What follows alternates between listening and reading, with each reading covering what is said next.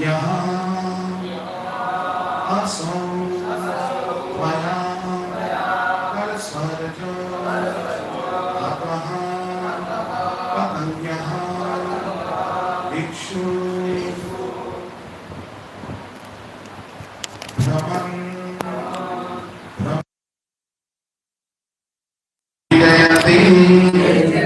अक्ष्विनी मे मुक्तं न ते स्मरसि वक्रा यथा वरुथं कष्टः अनिलः हरति लम्पटः ईशा निविमम्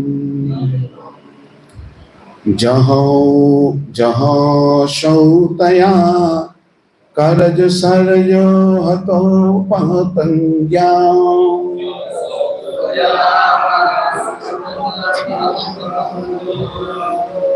दिक्षु भ्रमण भ्रमता यजयते अक्ष्वैनि मे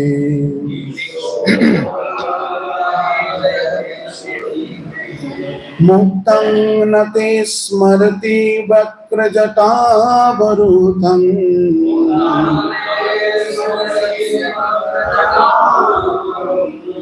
कष्टो अनिलो हरति लम्पटे शनिविम्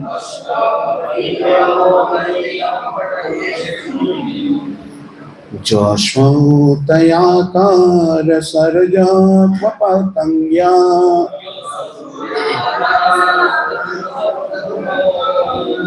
दिक्षु भ्रमन् भ्रमत एजयति अक्ष्वैनि मे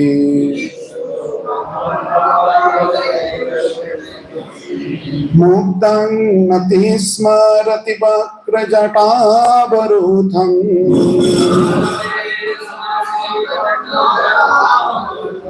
कष्टानिलो हरति लम्पटे शनिविम्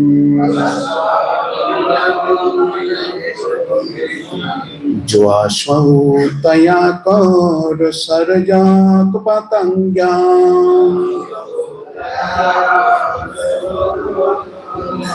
दिक्षु भ्रमन् भ्रमत एजयति अक्ष्वैनि मे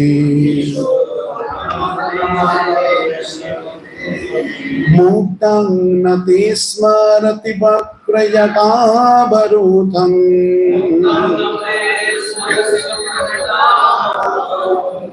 कष्टानिलो हरति लम्पटे शनिविम्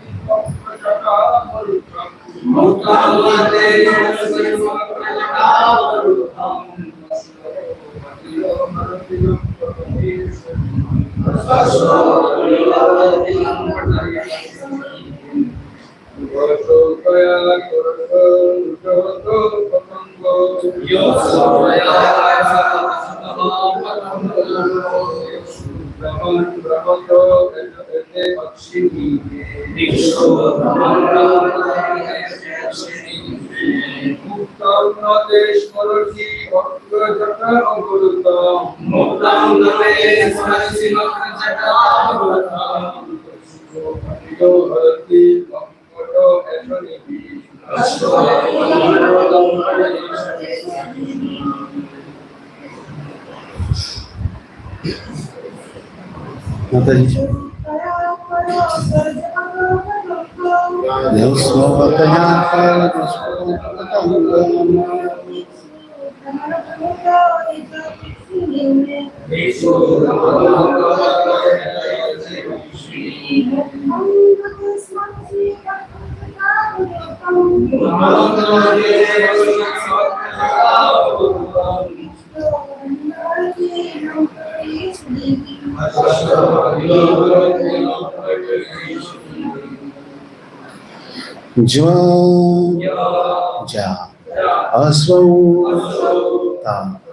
त्वया তোমার দ্বারা কর সরজ কমল সদিত করতল হত্বাহ আহত পতঙ্গঃ কন্দুক দিকসহ সর্বদিকে ভ্রমণ ঘুরতে ঘুরতে ভ্রমতঃ চঞ্চল এ জায়াতে বিচলিত করে অক্ষয়নী চক্ষু মে আমার মুক্তম বিক্ষিপ্ত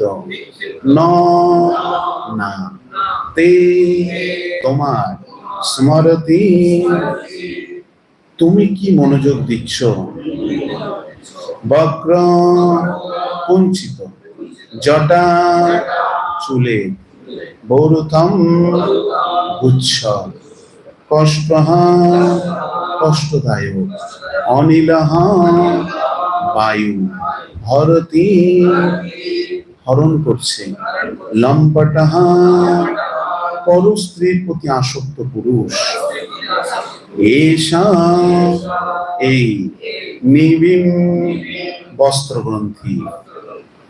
অনুবাদ তাৎপর্য আন্তর্জাতিক কৃষ্ণ ভাবনামৃত সংঘ প্রতিষ্ঠাতা আচার্য শিল অভয় চরণ অরবিন্দ ভক্তি বেদান্ত স্বামী শিল প্রভুপাদ কর্তৃক শিল প্রভুপাদ কি। আমার মন ইতিমধ্যে অস্থির হয়েছে এবং তুমি তোমার করকমলের দ্বারা যে কন্দকটিকে চালিত করছো তা আমার নয়ন যুগলকে অস্থির করছে। তোমার কুটিল কেশদামকে লালয়িত হয়েছে তা কি তুমি পুনরায় বন্ধন করবে না? লম্পট পুরুষের মতো পবন তোমার প্রতি আসক্ত হয়ে তোমার কোটি বন্ধন হরণ করছে, তাও কি তোমার স্মরণ হচ্ছে না?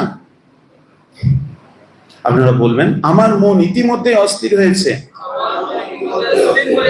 এবং তুমি তোমার করকমলের দ্বারা যে কন্দুকটিকে চালিত করছো তা আমার নয়ন যুগলকে অস্থির করছে। তোমার কুটিল কেশদাম যে আলুলায়িত হয়েছে তা কি তুমি পুনরায় বন্ধন করবে না? লম্পট পুরুষের মতো পবন তোমার প্রতি আসক্ত হয়ে তোমার কোটি বন্ধন হরণ করছে, তাও কি তোমার স্মরণ হচ্ছে না?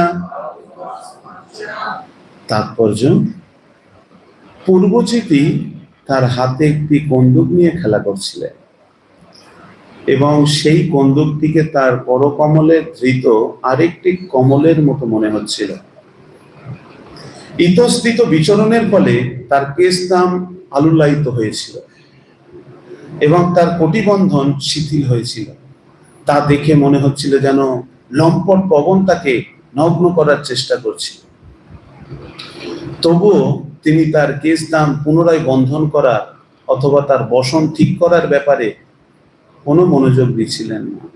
আগ্নিদ্র যেহেতু সেই রমণীর অনাবৃত সৌন্দর্য দর্শন করার জন্য আকুল দর্শন হয়েছিলেন, তাই তার বিচরণের ফলে তার চক্ষুদ্বয় অত্যন্ত ক্ষুব্ধ হয়েছিল।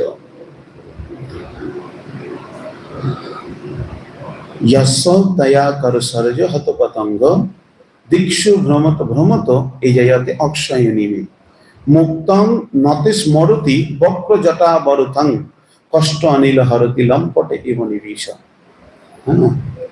লম্পট এব নিবেশ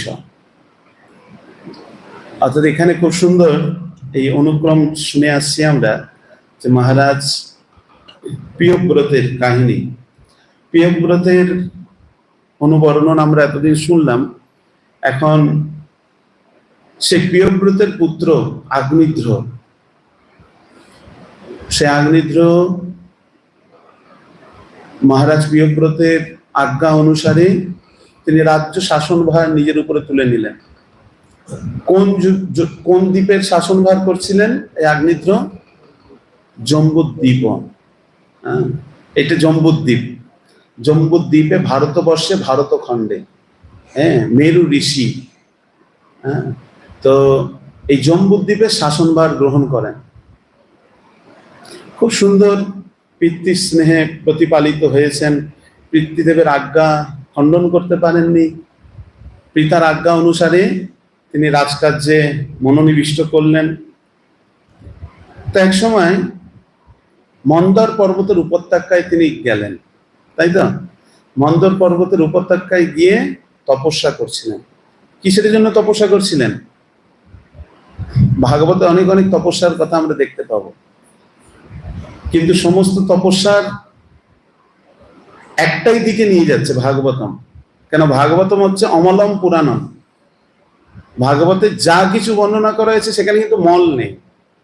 এটা দেখে হতে পারে আমাদের চিন্তাধারা, এই ধরনের অমলম ভাগবতমের মধ্যে এই ধরনের কাহিনী কিভাবে বর্ণনা হচ্ছে, কিন্তু এই বর্ণনার অনুক্রম নিয়ে যাচ্ছে কিন্তু কৃষ্ণ চিন্তা বা কৃষ্ণ অনুবর্ণিতা, কৃষ্ণ লীলা, কৃষ্ণ কথা তার মাধ্যমে পর্যবসিত হবে।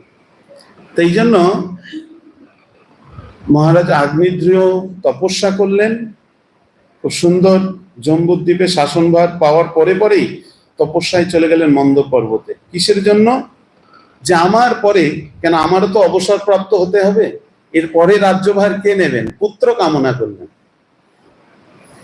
পুত্র কামনার জন্য যখন এই মন্দর পর্বতের গুহায় গেলেন, তখন ব্রহ্মা তপস্যার কারণ জানতে পারলেন। তপস্যার কারণ জানতে পেরে ব্রহ্মা এসে গেলেন।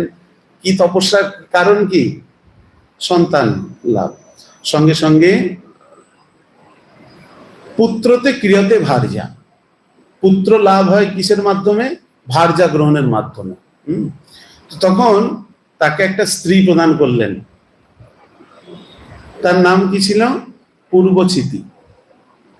পূর্বচিতি নামক এক অপ্সরা, সমুদ্রী কন্যা অপ্সরাকে সে আগ্নিধ্রতে প্রেরণ করলেন। পূর্বচিতি আগ্নিধ্র খুব সুন্দর জীবনযাপন করতে লাগলেন। সেই বর্ণনা শ্লোকে আসছে। তার সামনে, হ্যাঁ, যে তপস্যারত রয়েছে তার সম্মুখে এসে বিভিন্ন প্রভাব বিস্তার করতে লাগলেন। অঙ্গ ভঙ্গ, রূপ লাবণ্য, তার সমস্ত কেশ, তার নয়ন, আঁখি সর্ব দিয়ে সেই আকৃষ্ট করার প্রয়াস করতে লাগলেন। হয়ে গেলেন আকৃষ্ট আগ্নিধ্র। আকৃষ্ট হয়ে তার সঙ্গে বসবাস করলেন। বসবাস করে সেই রাজ্য সুখ ভোগ করে তিনি, এই আগ্নিধ্র 9 পুত্র উৎপন্ন হয়েছিল। এরপরে আসবে নাভি, কিংবর্ষ, হরিপ্রস্য। তো এই যে 9 পুত্র, এই 9 পুত্রকে, এই যে আমাদের 9টি বর্ষ রয়েছে না, সেই বর্ষ অনুসারে সেই 9টি পুত্রের নামকরণ করা হয়। তাই পরে তিনি স্বর্গলোকে গমন করবেন আগ্নিধ্র। খুব সুন্দর সেই বর্ণনা অনুক্রম সামনে আমরা পাবো। তারপরে আগ্নিধ্রের মৃত্যুর পরে এই যে 9 পুত্র, এই মেরু, হিরণময়, কুরু, ভদ্রাস্য,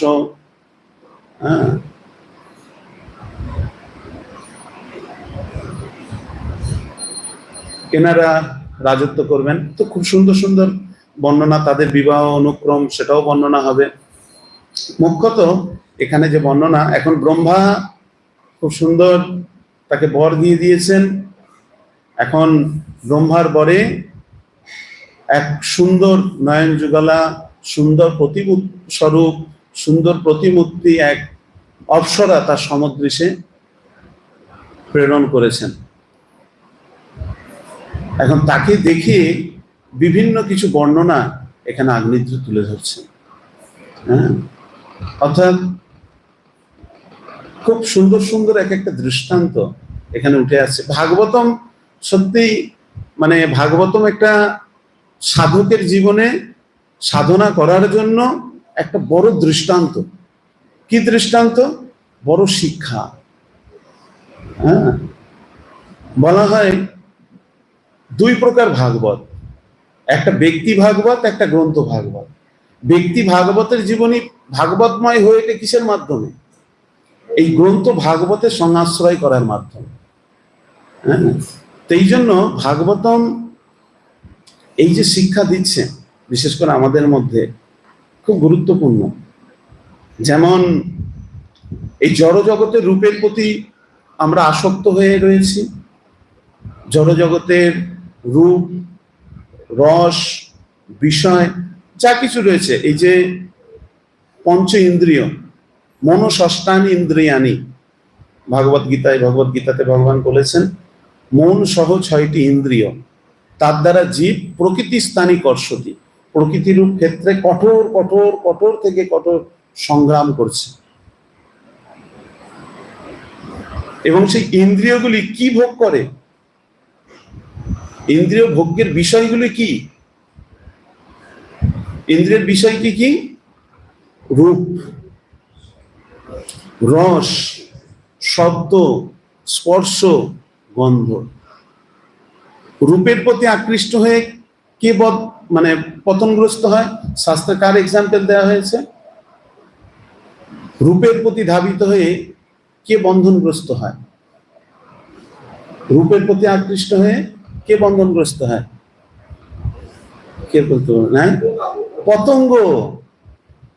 পতঙ্গ রূপের প্রতি আকৃষ্ট হয়। কেমন আকৃষ্ট হয়? খুব সুন্দর অগ্নি প্রজ্বলিত হয় যেখানে দেখবেন, বা খুব সুন্দর আলোকে আলোকিত হয় দেখবেন, সেখানেই পতঙ্গগুলো কিন্তু ধাবিত হয়। আর পরিসমাপ্তি, তাদের পরিসমাপ্তি রূপ কি হয়? তাদের মৃত্যু। তাই যে রূপের প্রতি আকৃষ্ট। তাই জড়জগতের রূপটা এত সুন্দর না, দেখে খুব ভালো লাগে। হ্যাঁ, খুব সুন্দরভাবে সাজানো গোছানো রূপ। এই জগতে এসে এই জড়জগতের রূপের প্রতি আকৃষ্ট হয়ে সুন্দর রূপের ধারণা নিয়ে আর সুন্দর রূপবিশিষ্ট সংসার গঠন করে এখানে সুন্দর রূপবান হয়ে চিরকাল বসবাস করতে চাই। হ্যাঁ কি না? এটাই তো আমাদের জাগতিক স্থিতি। কিন্তু এই স্থিতি হলে কিছু করার নেই। শাস্ত্র ঠিক বিপরীত কথা বলছে। কৃষ্ণ বহির্মুখ হইয়া ভোগবাঞ্ছা করে, আর কৃষ্ণের নিকটস্থ মায়া। কৃষ্ণের থেকে বেশি দূরে নেই মায়া, নিকটস্থ মায়া তারে আস্তে করে ধরে না। কেমন করে ধরে? জাপট কথার অর্থ জানেন তো? হ্যাঁ, এইভাবে যখন ধরা হবে না, জাপট দিয়ে ধরা। হ্যাঁ, মানে যেভাবে ধরলে আর ছাড়ানো যায় না, বুঝলেন তো? মায়াটা ঠিক এই রকম। কেন? মায়া সম্বন্ধে ভগবত গীতায় ভগবান, সাউন্ডটা ঠিক ছিল, মায়া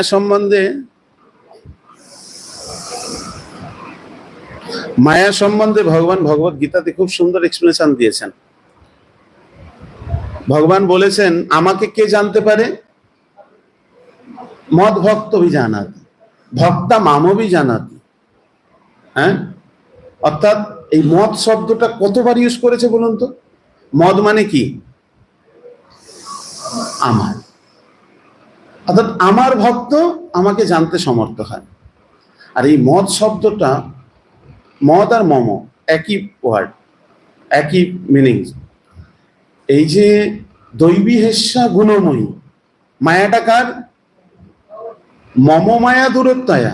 কার মায়া তোমাকে দূরে সরিয়ে নিয়ে যাবে? আমারই মায়া। তাহলে মায়াটা আমারও প্রিয়, কিন্তু ভগবান বলেননি যে মায়াটা আমার প্রিয় নয়। মায়া দেবীও ভগবানের প্রিয়। কারণ এই জগতে কার দ্বারা সংরচন হচ্ছেন? ইচ্ছানুরূপম অপি যস্য চ চেষ্টাতে স্বা। কার ইচ্ছায়? ভগবানের ইচ্ছায় মায়াদেবী সংরচন করছেন। হ্যাঁ, তাহলে এখন কৃষ্ণ বহির্মুখ যদি হই, তাহলে জাপটিয়া ধরবে মায়া। আর সেই মায়াটা কার? কৃষ্ণের সংরচন, কৃষ্ণের বহিরঙ্গা শক্তিভূতা। আর সেই মায়া আমাদেরকে প্রক্ষিপ্ত আর আবরণ, এই দুটো দ্বারা আমাদেরকে এইভাবে জাপটে ধরবে। আর তারপরে 3 প্রকার দরিত রয়েছে, সত্য, রজ, তম। আষ্টে পিষ্টে বাঁধে, মানে নড়ার কোনো শক্তি দেয় না, বুঝলেন তো? যাতে জীব এই বহির্মুখ হয়ে কৃষ্ণের প্রতি অন্তর্মুখী যাতে না হতে পারে। আমরা যারা ভক্ত বা ভক্তি জীবনে এসছি, একটু লক্ষ্য করে দেখবেন, যারা এই পারমার্থিক জগতের বাইরে ভোগবাদী যারা রয়েছে বা জড়বাদী যারা রয়েছে, সত্যিই তারা এই দিকে তাদের আসার বহু প্রয়াস করতে চাইলেও তারা আসতে পারে? কেন আসতে পারে না? ভগবান তো বলেছেন এই জীব আমারই সৃষ্ট, মামই বাংশ, আমার থেকে কোনো অংশে সে বাদ নয়, আমারই অংশ। মামই বাংশ জীবলোকে জীবভূত সনাতন, আর সেই জীব হচ্ছে সনাতন অংশ আমার। শুধু আসতে পারে না, তার মুখ্য কারণ হচ্ছে এই ইন্দ্রিয়গুলির দ্বারা সে ভোগময় হয়ে ওঠে। ভগবদ গীতাতে আত্মা সম্বন্ধে কি ধারণা দেওয়া হয়েছে বলুন?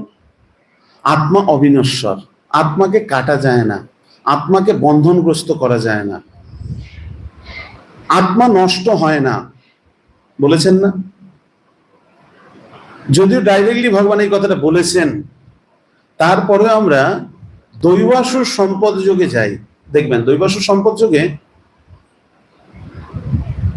16-25 সম্ভবত, সেখানে ভগবান বলেছে হ্যাঁ, আত্মা বন্ধনগ্রস্ত হয়। কিভাবে? 3 প্রকার নরকের দ্বার সম্বন্ধে ভগবান তুলেছেন।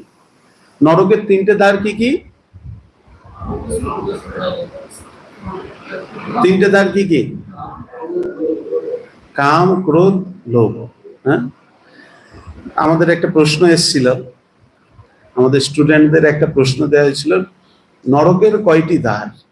তারা লিখেছে 4টি দ্বার।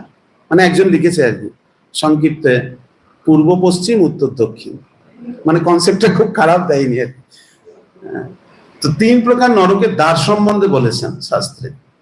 তো সেখানে বলছে ত্রিবিধ নরক, হ্যাঁ, নরকম দ্বার, এরকম খুব সুন্দর বলে যে 3টেই নরকের দ্বার আত্মাকে বন্ধনগ্রস্ত করে এই জড়জগৎ। কিসের দ্বারা? কর্মফলের দ্বারা। কাম, ক্রোধ, লোভ, এই 3টে হচ্ছে নরকের দ্বার। তা চিন্তা করে দেখুন, এই যে রূপ যেটা নিয়ে আমরা বললাম, এর প্রতি আকৃষ্ট হয়ে জীব বন্ধনগ্রস্ত হয়। কিন্তু আবার রূপ, এক প্রকার রূপ যেটা হচ্ছে চিন্ময় রূপ, ভগবানের যে স্বরূপ, সেই রূপের প্রতি আবার আকৃষ্ট হয়ে জীব বন্ধন থেকে উন্মুক্ত হয়। সেটা কেমন? আমাদের আচার্যরা খুব সুন্দর সুন্দর ব্যাখ্যা করেছেন। নামামি স্মরম সচ্চিদানন্দ রূপম, সচ্চিদানন্দ রূপম, নামামি স্মরম সচ্চিদানন্দ রূপম, হ্যাঁ, লসৎ কুণ্ডলম গোকুলে ভ্রাজমানম। কোন রূপের কথা বলছে? ওই গোকুলে ভ্রাজমানম, সেই গোকুল বিহারী পরমেশ্বর ভগবান শ্রীকৃষ্ণের রূপের কথা বলছে। সেই রূপের প্রতি যদি কেউ একবার আকৃষ্ট হতে পারে না, এই জড়জগতের মোহ, জড়জগতের যত রূপ আছে তার কাছে বিষটা তুল্য হয়ে যাবে। হ্যাঁ, আমাদের কোন আচার্য একজন খুব সুন্দর একটা শ্লোকে লিখেছেন, বিল্লামঙ্গল ঠাকুর নাকি, উনি বলছেন যে এই জড় জগতের সমস্ত কিছু রূপ ভগবানের রূপের কাছে এক নগণ্য তুল্য, বিষটা সমদৃশ ভগবানের যে রূপ। তাই দেখুন না, ভগবানের রূপের প্রতি কেউ যদি একবার ধাবিত হয়েছে, অন্যদিকে আর তার আসক্তি আজ পর্যন্ত ধাবিত করতে পেরেছে কেউ? শাস্ত্রের এরকম দৃষ্টান্ত রয়েছে? বা কোনো পুরাণ, উপনিষদ আদিতে দেখেছেন? সেই ভগবানের রূপটা হচ্ছে সেই রকম। তিনি হচ্ছেন এই জড় ক্লেশের দ্বারা অবরুদ্ধ নয়।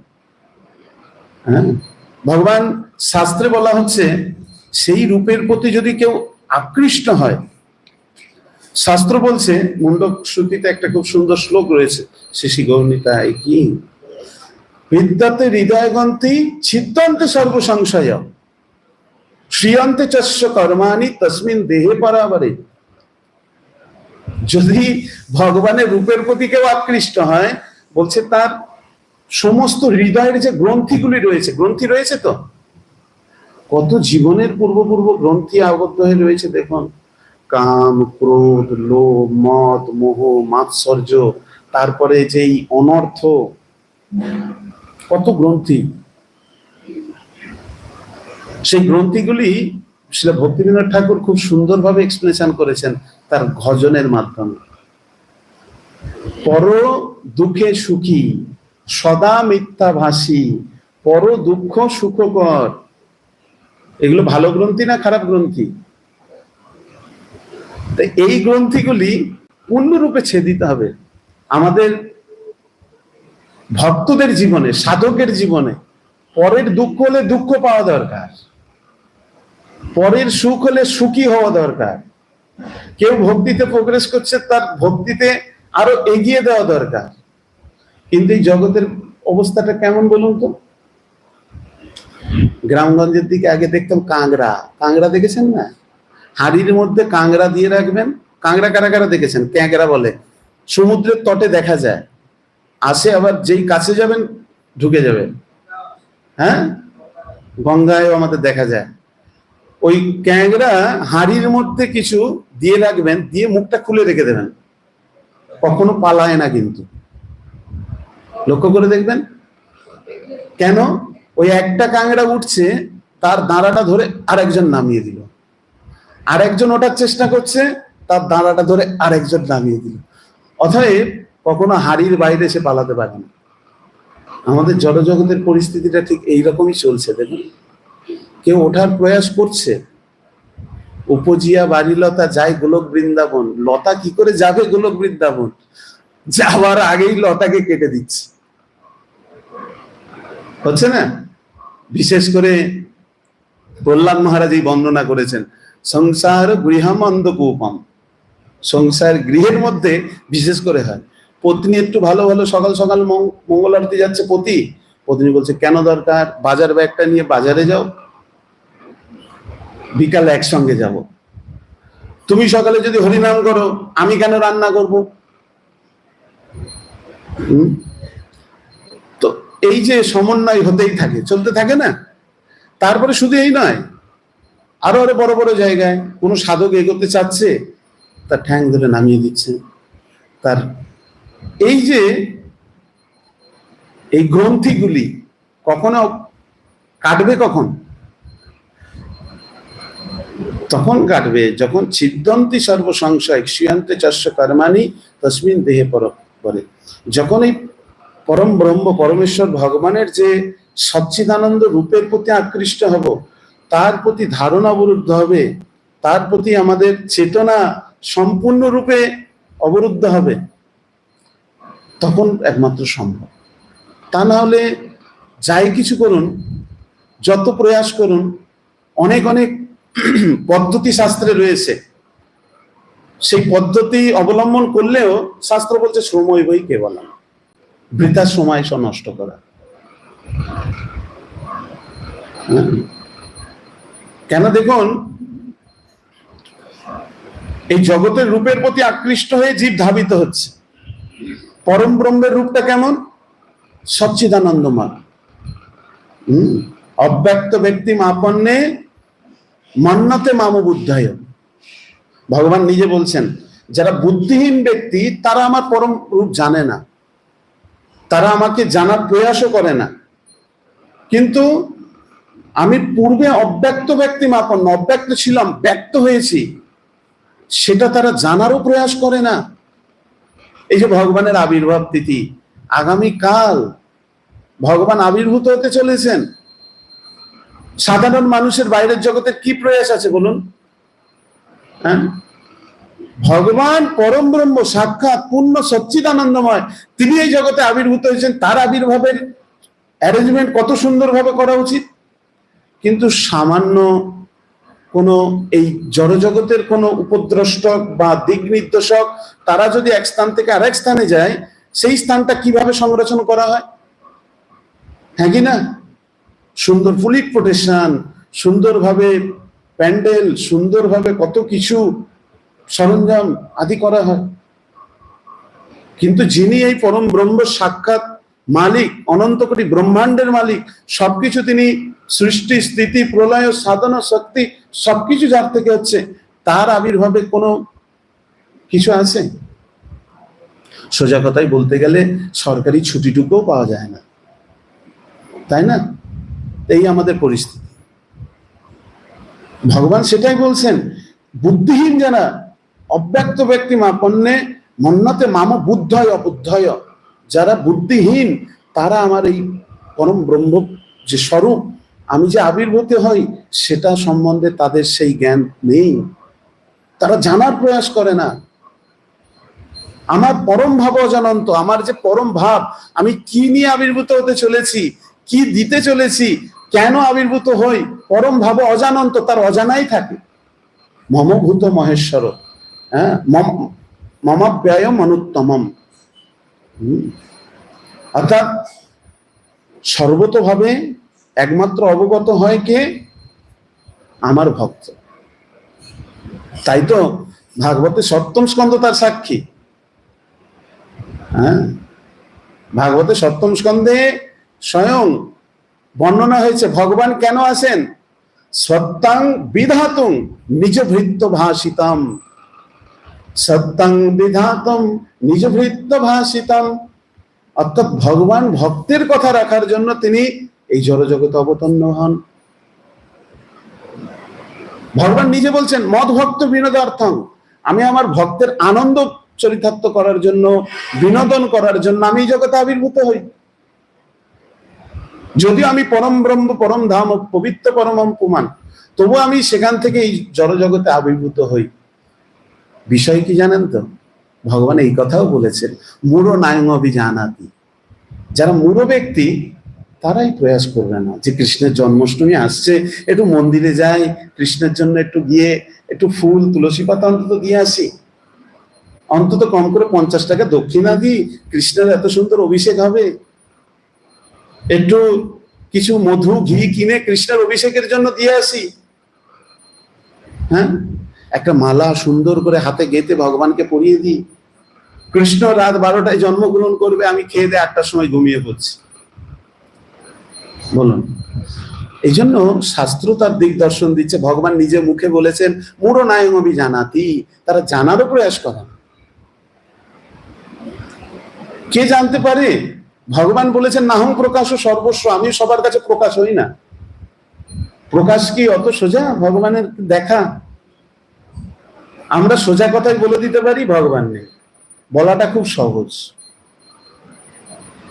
ভগবান নেই কিভাবে আমি বলতে পারি? আমি যদি একজনকে প্রশ্ন করি আপনি কোথা থেকে এসেছেন, আপনার পিতামাতা নেই, আপনি এমনি এসে গেছেন, এটা কি জগতে মান্যকর দৃষ্টান্ত? না। এই জন্য শাস্ত্র তার সাক্ষী। অবজানন্তি মাংমুরা মানুষিং তনুমাশ্রিতা, যে আমি মনুষ্য দেহ ধারণ করে আসি, আমি সেই স্বরূপে প্রকাশিত হই, সেটা কেউ জানতে পারে না। ব্রহ্মা স্বয়ং তার প্রার্থনায় বলছেন তথাপি তে দেব পদাম্বুজোদয় প্রসাদ লেশান অনুগৃহীত এব। কি বলছেন? যে বলছেন কৃষ্ণের কাছে প্রার্থনা করে ব্রহ্মা স্তবে বলছেন যে জানাতি তত্ত্বং ভগবান নমে পিহ একপি চিরং বিচিন্বান, অর্থাৎ জন্ম জন্মান্তর চেষ্টা করেও প্রভু তারা আপনাকে জানতে পারে না। জানতে পারে না, তাহলে কে জানতে পারে? তথাপি দেব পদাম্বুজোদয় প্রসাদ লেশ অনুগৃহীত এবই, যে আপনার প্রসাদ অনুগ্রহ রূপ প্রসাদ লাভ করেছে সে আপনাকে জানতে সমক্ষ। কৃষ্ণেরও যতেক লীলা, তার মধ্যে নরলীলা, নরবপু তাহার স্বরূপ। এই যে আমরা নরবপু রূপে রয়েছি না, দ্বিভুজ, দুটো চোখ, নাক, ঠিক একই স্বরূপ ভগবানের। নিজ রূপ করি দান। তা বলে এই নয় আমি এই স্বরূপ পেয়েছি বলে আমি ভগবান হয়ে গেছি, তাই না? জানতে পারে কে? ভগবান বলছেন একমাত্র ভক্ত সেই সম্বন্ধে অবগত হতে পারে। জানতে পারে না কেন? কেন? তার দৃষ্টান্ত শাস্ত্রে দিচ্ছে। কামস্তৈস্থিত জ্ঞানা, তার জ্ঞান কামনা বাসনার দ্বারা যাদের বুদ্ধি লোপ প্রাপ্ত হয়েছে তারা জানতে পারে না। যারা সবসময় চিন্তা করছেন, হ্যাঁ সামনেই পুজো আসছে, কি ইনভেস্টমেন্ট করব আর কি সেখান থেকে পাবো, হ্যাঁ, বা এই সমন্বয়ে যাদের চলতে থাকে আর কি, সর্বত্র বুদ্ধি ভাবিতা, মানে বুদ্ধি দিয়ে ভাবনা চিন্তা একটাই হতে থাকে যে সর্বত্র আমি কিভাবে ইনকাম করব, কিভাবে ভালো থাকবো, কিভাবে ভালো খাবো, কিভাবে ভালোভাবে এই জগতে সময়টা কাটাবো। তাই ভগবান বলেছেন তো, কামই স্তহিস্থ জ্ঞানা, স্তহিস্থিত জ্ঞানা প্রপদ্যন্তে অন্য দেবতা। যারা কামনা বাসনা চরিত্রিত করার জন্য বুদ্ধিহীন ব্যক্তি, তারা দেবতাদের আরাধনা করে তাদের সেই লব্ধ ফল লাভ করার জন্য দেবতাদের আরাধনা করেন, কিন্তু আমাকে জানার প্রয়াস করেন। হ্যাঁ, তাই এই হচ্ছে ভগবানের স্বরূপ, বুঝলেন? ভগবান যখন আবির্ভূত হন না, ভগবানকে সাধারণ মানুষ তো দূরের কথা, আমরা কেমন ভগবানের এই যে সৃষ্টি লীলাটা যদি দেখেন, সৃষ্টি লীলার মধ্যে যদি নিজেকে দেখেন, তাহলে মনে হবে যেন আমি সেই কেশাগ্র শতভাগস্য শততা কল্পিতস্য চ, কেশের অগ্রভাগের 10,000 ভাগের 1 ভাগের তার 1 ভাগ হবো কি সন্দেহ আছে। যদিও আমার আয়তন, আত্মার আয়তন সম্বন্ধে শাস্ত্রে ধারণা দেওয়া হয়েছে, আমার স্থিতিটা কত দূর। জাগতিক চিন্তাধারায় অম হি পণ্ডিতানাম হতে পারে এই ধারণা, এই স্থিতি, কিন্তু সর্বত এইটাই জানা উচিত, পণ্ডিতানাম অহম মূর্খ। এই জগতে আমি পণ্ডিত হওয়ার যোগ্য নয়, আমি হচ্ছে সত্যি মূর্খ। এই জগতে, জগৎটা সত্যি বৈচিত্র্যময় জগৎ, এই জগতে এত সুন্দর সুন্দর সৃষ্টি সংরচন রয়েছে, তার কাছে আমি কোথায় নিমিত্র। আমাদের একজন কবি তিনি লিখছেন তার লেখনীতে, এতটুকু ধরনীর কতটুকু জানি। এই যে এই ধরনের মধ্যে যা যা কিছু রয়েছে তার মধ্যে কতটুকু জানতে আমি সমর্থ হয়েছি। আমি যদি বলি পূর্ণ ব্রহ্মকে আমি জেনে গেছি, আমি পূর্ণ ব্রহ্ম সম্বন্ধে সচেতন, সেটা একটু ভুল হয়ে যাবে। কারণ ঈশ্বরের কৃপালেশ হয়তো যাহারে, সেই তো ঈশ্বর তত্ত্ব জানিবারে পারে, বুঝিবারে পারে, দেখিবারে পারে, যদি ঈশ্বরের কৃপা হয়। আর যদি নিজের প্রয়াস করি, সে প্রয়াস কেবল দুঃখ যে নয় এই বতে, সেই প্রয়াসের ফলে শুধু দুঃখ লাভ হবে, দুঃখ ছাড়া অন্য কিছু হবে না।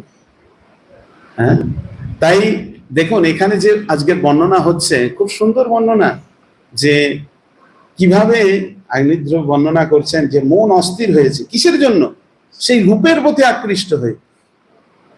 হ্যাঁ, রূপের প্রতি আকৃষ্ট হয়ে, হ্যাঁ, তার যে কাকর কেশর কেশ, সেই কেশদাম দেখে সে আর থাকতে পারছে না, পবনদেবকে দোষারোপ করছে। পবনদেব তোমার সমস্ত বস্ত্রকে ললায়িত করছে, এ কি?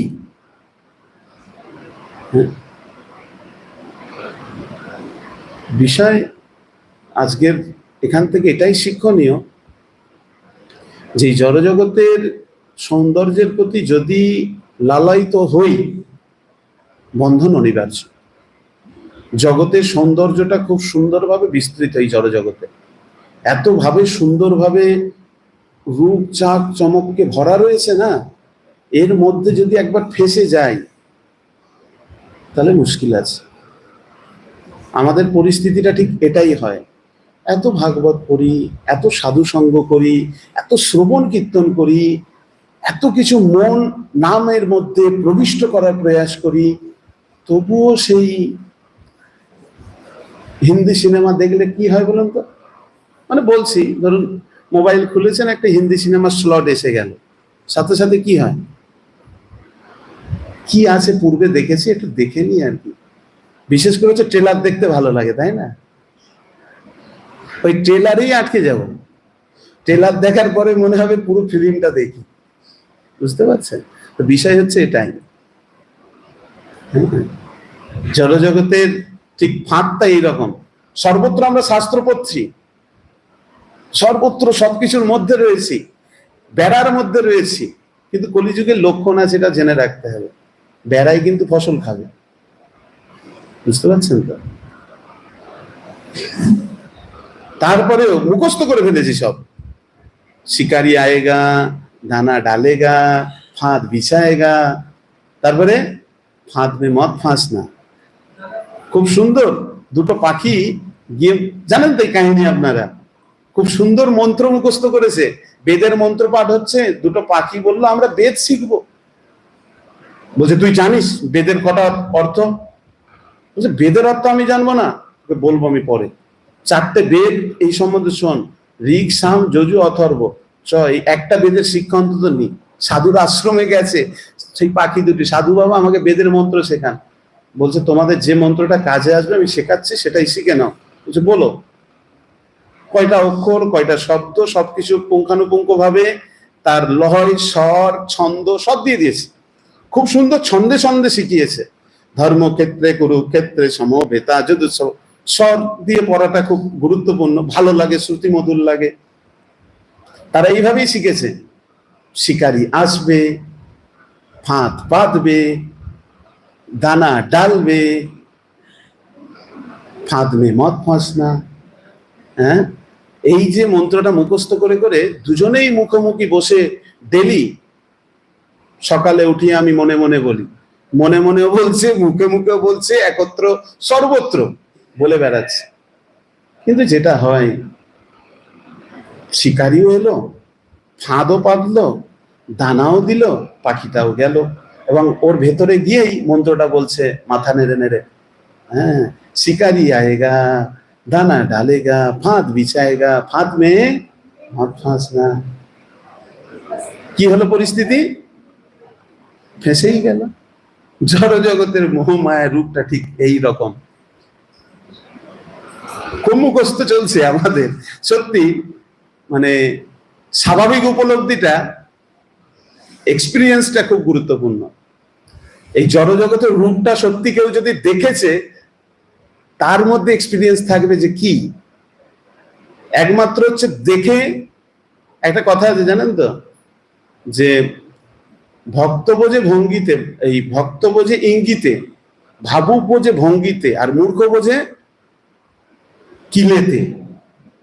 বুঝলেন তো? তো যে ভাবুক সে ভঙ্গিতে বুঝে যাবে কি হতে চলেছে, অর্থাৎ ওই পথ দিয়ে যাব না। আর যে মূর্খ সে কি করবে? সে সব বুঝেও সে ওখানেই যাবে, গিয়ে মাঠটা ওখানেই খাবে। এই হচ্ছে বিষয় জড় জগৎ।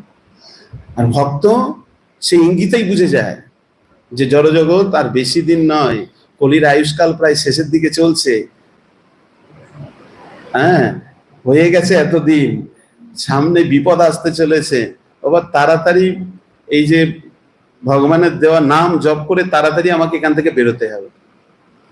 হ্যাঁ, এই পন্থা সে অবলম্বন করে নিজের জীবনকে এতেই কাটিয়ে দেয়, এই সাধন ভজনের মাধ্যমে।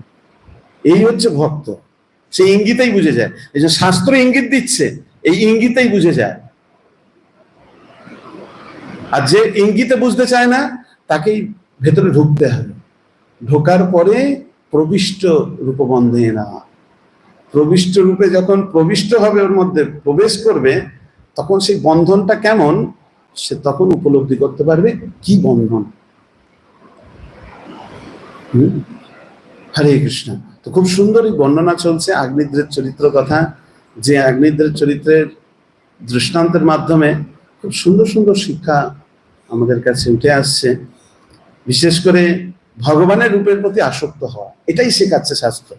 জড়জগতের মোহময়ী রূপের প্রতি আমাদের অবরুদ্ধ না হয়ে ভগবানের স্বরূপের প্রতি আসক্ত হওয়া, ভগবানের কথা চিন্তা করা। চিন্তা করে দেখবেন আমরা কতটা রুচি ভগবানের রূপের প্রতি রয়েছে, আর কতটা রুচি রয়েছে জড় জগতের প্রতি।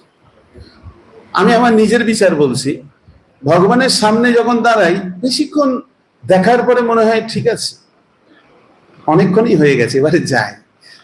কিন্তু যখন মোবাইল ফোনটা এরকম হাতে নিয়ে বের করি না, সঙ্গে সঙ্গে যখন একটার পরে একটা ঠেলতে থাকি, কি সুন্দর সুন্দর আসতেই থাকে, আসার পর আসতা। তার রুচিটা কোথায়? এই যে আদৌ শ্রদ্ধা, সাধুসঙ্গ, ভজনক্রিয়া, অনর্থ নিবৃত্তি, নিষ্ঠা, রুচি, তারপরে ভাব, তারপর প্রেম। ভাব প্রেমের আগে আছে রুচি। রুচিটা এতে আমার ভালো আছে, নিজের কথা বলছি আর কি। হ্যাঁ, তো বিষয় হচ্ছে যতক্ষণ রুচি এই দিকে থাকবে ওদিকে যাবে না। হ্যাঁ, তো সেই আচার্যদের কথা জানিয়া শুনিয়া, হ্যাঁ, বিষ খাই না, সেই হচ্ছে পরিস্থিতি। হরে কৃষ্ণ। শিল প্রভুপাদ কি, কৃষ্ণচন্দ্র ভগবান কি, সমবেত ভক্তবৃন্দ কি, গৌ প্রেমানন্দে।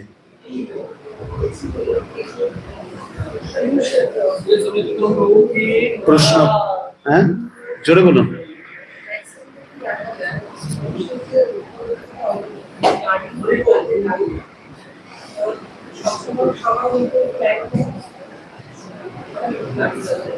সব সময়